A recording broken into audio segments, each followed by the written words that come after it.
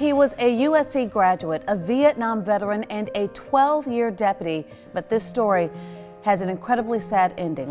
In the quiet corner of a Lexington Park is the place where a homeless veteran lived and died. I think that story really resonated in so many important ways. I think, as I think back on the reporting of it, even as a military wife myself, I was so surprised that we could even have a circumstance where a veteran dies all alone, not even a mile from a homeless shelter. So many people responded and said, what can we do? But the whole point is, we need to do that on the front end. We need to be more proactive in taking care of them now. It was a galvanizing moment for us to come together and say we can do something about this. We have a voice. The Year of the Veteran, in my mind, has really been an effort by our station to educate the community about the needs of our veterans, number one, and then for us all to come together on relevant and meaningful ways that we can really address those needs. You can take part right now by calling that number on the bottom of your screen, 758-1020, to help homeless veterans here in our community. We knew that there was such a big need, and we also knew our viewers would respond. It's hard to imagine any veteran in our community going hungry on a daily basis. Recently, I was invited to go deliver Meals on Wheels with Senior Resources. And unbeknownst to me, we knocked on the door of a veteran, a gentleman that I've known a really long time, and I had no idea that he was in need of food.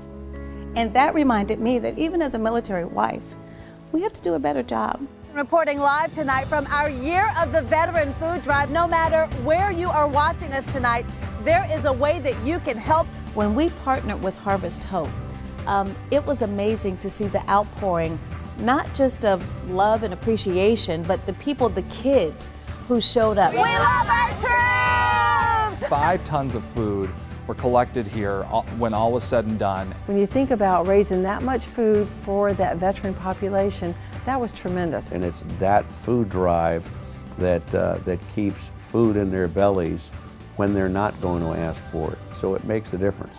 WIS is teaming up with the Disabled American Veterans to help buy a new van to take veterans to the Dorn VA Hospital. For many veterans, getting to appointments at Dorn VA Medical Center can be tough. One of the initiatives that we came up with was to purchase a transport van. Without that resource, many of our elderly veterans would never have the opportunity to get the necessary medical treatments. We put a phone bank up, and sure enough, very quickly, we put the need out there in the community, and the community responded tremendously. We actually raised $17,000. We exceeded our goal. It now is available to them, courtesy of our viewers of WIS.